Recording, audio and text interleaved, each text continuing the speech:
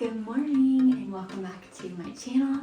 My name is Sierra and today we are going to be experiencing life, learning, and growing together. I am doing my culture shocks part 2 and this is the third time that I've recorded this. I keep having malfunctions with my video clips, and so by this time I have everything memorized. There are so many things that I have learned about Europe in the last 7 months that I have lived here.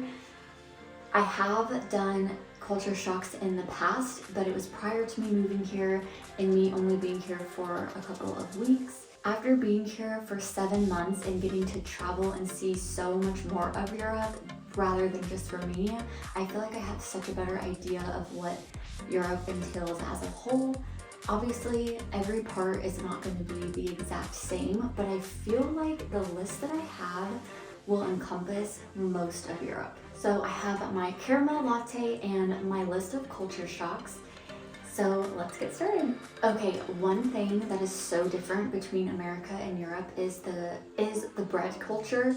So before I moved here, I honestly thought it was just in movies that you would see people carrying around baguettes of bread, but this actually will happen in multiple different parts of the country. So I just think it's so cute to see people walking around with their bag and a bread loaf sticking out.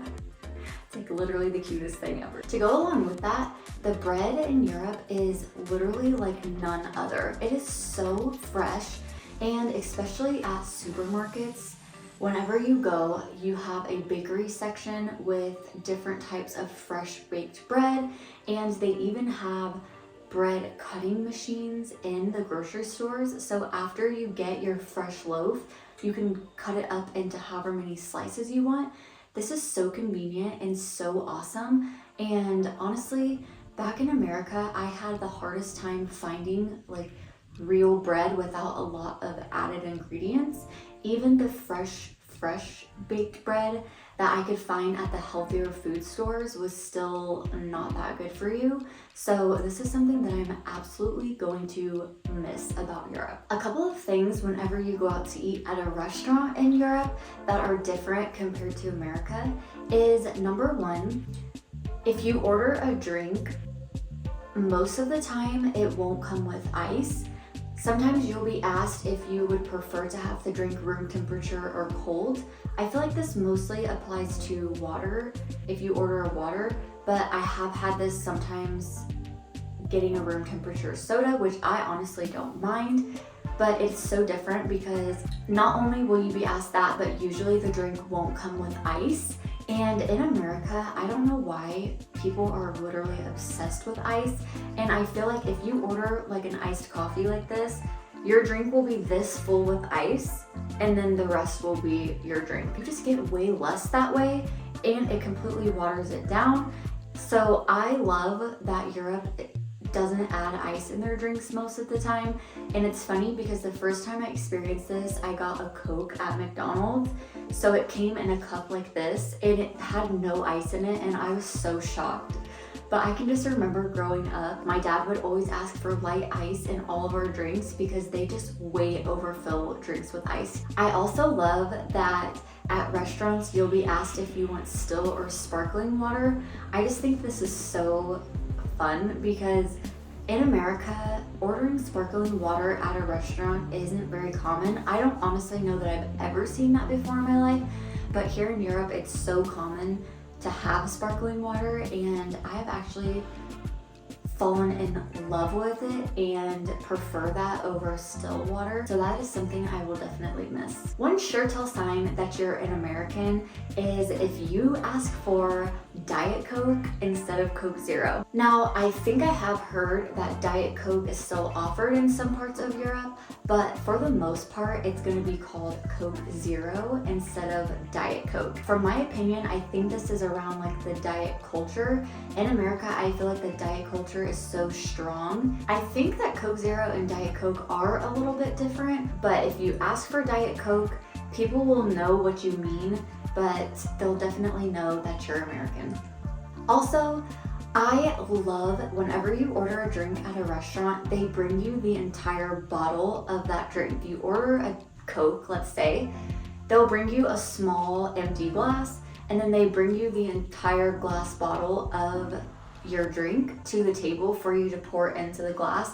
And this was so strange to me. I'm still getting used to this here in Europe, because in America, when you order a soda, you get a huge plastic cup with that drink, and you don't get like a takeaway bottle. I wonder partly if this is because refills are so prevalent in America, so to have a reusable glass instead of getting 15 bottles of Coke and having all of these glasses of Coke on your table. Now that I think about that, that could be the reason why.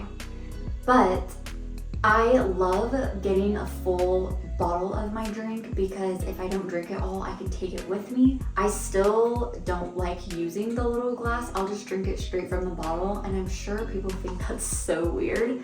Let me know if you're from Europe and you think it's weird that I don't use the glass that they bring me and I just drink it out of the bottle. If you're ordering fries, some restaurants in Europe, they may be called chips instead. And this is so funny, because when I lived in Spain for a month, I was going out to the restaurants and ordering like a burger and fries, and they called it chips. I genuinely didn't know if I was getting potato chips or french fries.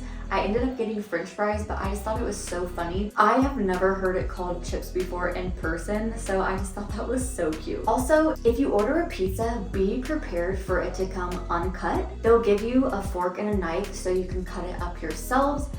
And sometimes people will even eat the pizza with a fork and knife instead of their hands.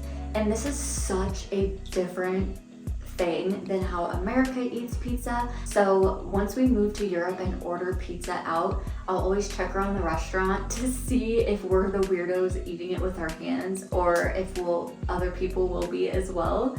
So that's like how I decide if I'm going to eat it with a fork and knife or eat it with my hands. But I was definitely shocked by this at first, and you feel a little bit like a fish out of water when certain things like that happen that you just are not used to. One thing that I was definitely shocked by and still get a little bit uncomfortable by is whenever I don't finish all of my food, sometimes people will just bluntly ask you if you didn't like the food.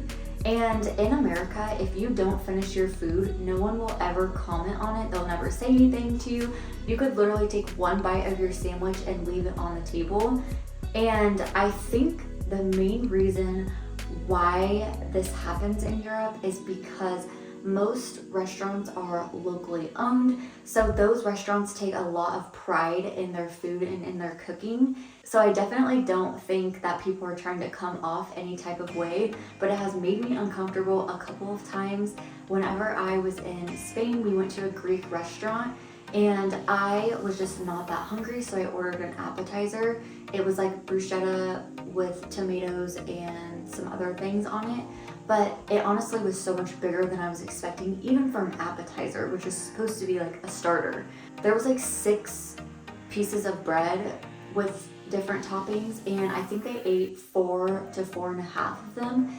Whenever I think she was the owner. Whenever she came back over to give us we asked for the check, she was like, "Did you like your food?" And I was like, "Yes, it was so good." And she's like, "But you do not eat it." And I was like, "Oh no, this is so awkward." And I was like, no, it was very, very good. Then I felt so uncomfortable because I'm like, well, gosh, this lady is offended that I didn't like her food.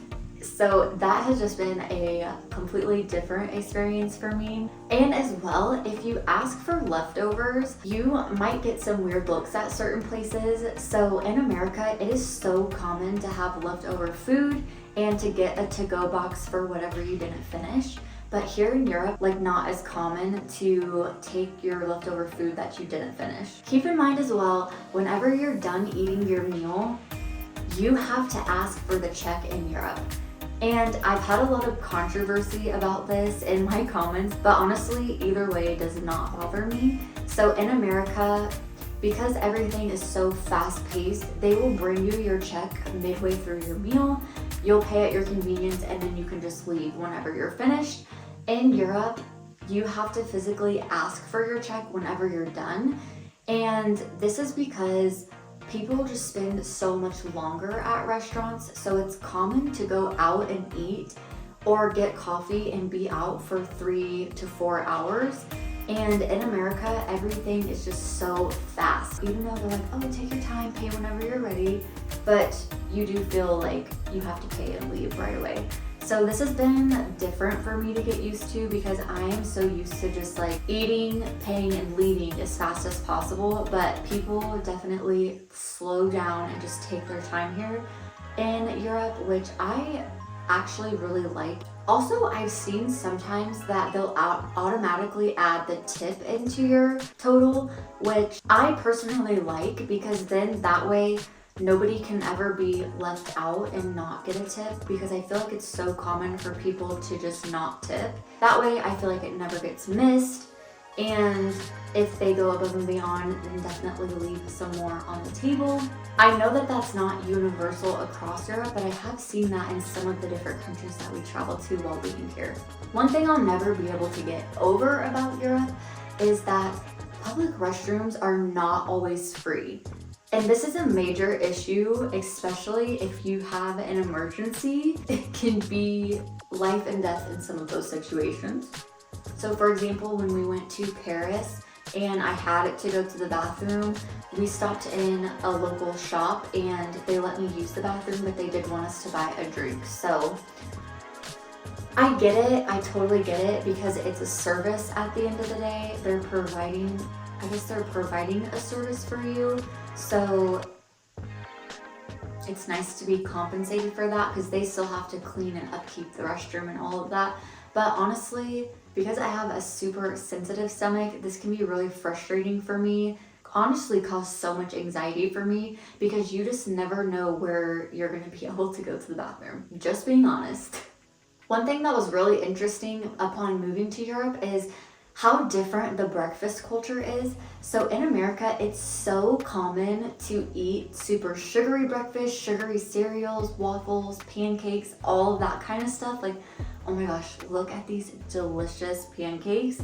This was like our dream, and so common to eat this on a daily basis. But here in Europe, it is not common to have super sugary foods first thing for breakfast. Usually it's a more savory, like avocado toast. I've even seen like salmon, avocado, and things like that. Moving on to the next category, one thing that was really shocking to me is you can drink at 18 in Europe and you can also drive at 18 in Europe. And this is so different because in America, you can start driving between 15 and 15 and a half with an adult and then get your driver's license at 16, and then you can't drink until you're 21. So it's just so different, and honestly, it makes so much more sense the way Europe does things, but I just find that so intriguing that everything happens for Europeans all at one age. One thing that has been so funny to me moving here to Europe is that people in Europe will stare at you shamelessly and not break eye contact. And this has happened so many times. I feel like in America, if you're staring at someone and they look over and see you, it's so common to just like look away. Like, I'm pretending that I was not just staring at you. But here in Europe, if you catch someone staring at you and you look at them, they will just keep staring at you shamelessly. Like, they do not care. Also, Europeans are way more blunt than Americans. I have been completely jaw-dropped shocked by the things that people have said to complete strangers. For example, me and my husband were traveling. We were touring a cathedral, and there were two sets of tourists there, complete strangers, a younger couple and an older couple. And the younger boy was taking a selfie in the church, and the older man turned to the younger boy and was like, wow, good thing you're not a model, right? And I just looked over like, oh my gosh, I literally cannot believe he just said that. I still to this day am like, cannot compute why he would say that to a complete stranger. But the amount of times that I have been completely shocked by how upfront and blunt people are here in Europe is honestly, I can't even count it on all my fingers and all my toes. Also, upon meeting new people or talking to strangers, it is not common to have small talk. And at first I thought this was so weird because in America, especially me in public, I was super bubbly and friendly. I think that smiling at a stranger can completely change their whole day. That definitely does not cross over here in Europe, and I've learned that the hard way. It's been quite shocking to me, but I do really understand that it can come across a little bit inauthentic. It can come across unauthentic. I totally understand, and I really appreciate everyone in the comments kind of helping me transition during those types of things, because that's been a huge learning curve for me. Also, I have been told recently by one of you that smiling at strangers, specifically women to men, can sometimes come across flirtatious. So now I really make sure that I don't smile at anybody, because I just don't want any lines to be blurred there. So thank you so much to everybody that comments, so that we can continue to experience life, learn, and grow together, because this has definitely been a growing experience, to say the very least. One thing when I first got here that was so shocking to me, and that I still struggle with, is the little amount of personal space that Europeans give each other. It bothers me. It does. I'm not gonna lie. So whenever I first moved here, I went to the shopping mall, and people will literally stand right up against you while you're looking at stuff, but also in lines. I've learned the hard way that if you're not standing right behind the person in front of you, like to where a little tiny ant could literally not crawl between the person in front of you, then people will not think you're in line and they will get in front of you. So I had this happen to me a couple of times because I wasn't standing super close to the person in front of me. Obviously, American personal space, we like giant personal space. And then I had people cutting me, but then I learned quickly, you better stand right up close, because people will just get in front of you. They don't know you're in line. Okay, I don't know if I made this one up, but I feel like people in Europe don't really have braces. Let me know if this is true in your case, but I feel like in America it's so common, especially like in middle school and when you start high school, to get braces. So many people that I know, even into their adult years, get braces or like the clear Invisalign trays. But walking around and seeing so many different countries in Europe, I honestly feel like I haven't seen braces that much. Moving on to housing, the very first thing that completely shocked my socks off here in Europe is the lack of air conditioning. Now, it's no secret that America is obsessed with freezing cold air conditioning. And this honestly used to bother me so much because my cold tolerance is very low. And I can remember in the winter months, it being below freezing. And then you go into the store and I feel like it's just as cold in the store. So I'm doing my shopping trip with all of my winter clothes on indoors. And here in Europe, if you go into a grocery store or into a restaurant, sometimes they won't even have the AC on. This also goes for homes too. So when we first moved to Europe, the 2 Airbnbs that we rented upon being here, neither of them had air conditioning in the apartment, and it was like 85 degrees Fahrenheit in the apartments. It's such a different way of life, but I honestly don't mind it because I personally like being warm. One thing I was a little bit shocked by, but honestly think is so cute, is that the appliances in Europe are so much smaller. So our refrigerator, every single refrigerator that I've seen is about half the size from what I've seen in America. And even the washing machines. So the washing machine we had in America could fit 2 full-size laundry baskets full of clothes.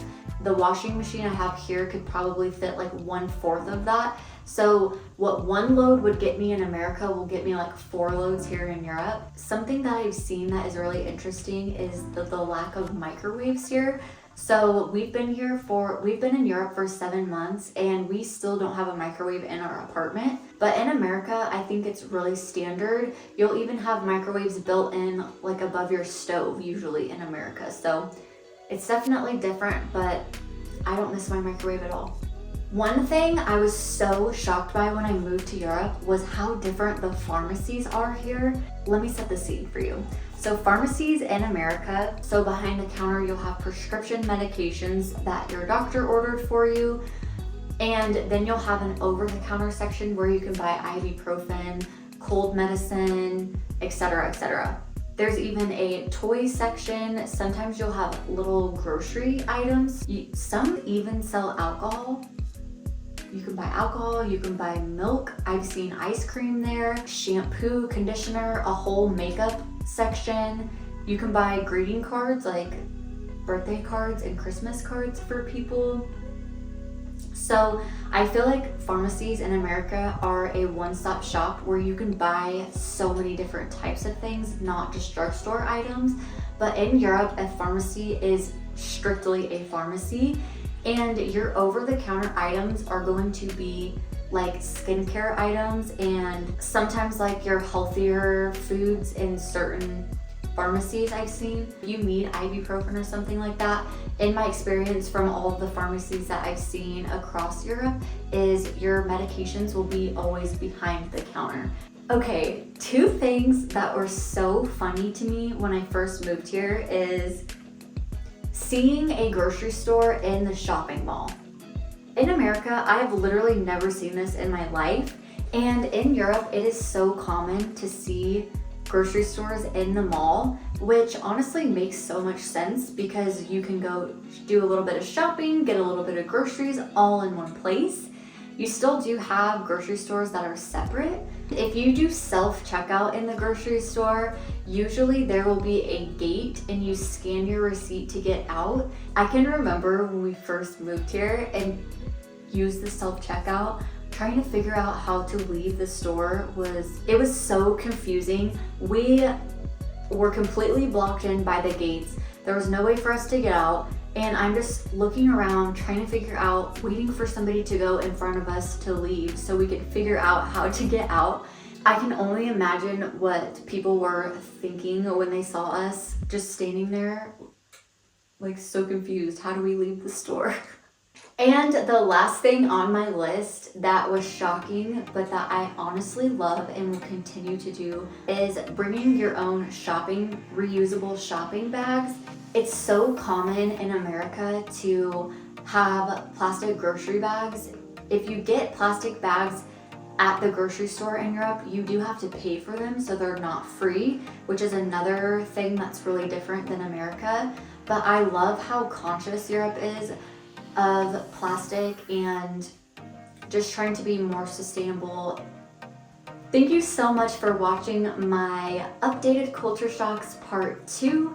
There were so many things that I was shocked by as an American growing up in a super small town, moving to Europe for the first time, but I am getting adjusted over time, and honestly, this journey has been so amazing and life-changing. Comment down below which culture shocks are true in your experience, and let me know what types of videos you guys want to see. If you want to see more sit-down videos like this or more days in the life, I have a lot of travel video ideas coming up. So make sure that you subscribe and turn on your notifications so that you can be ready for those every Sunday. Thank you so much for being here, and I cannot wait to see you in my next video. Bye!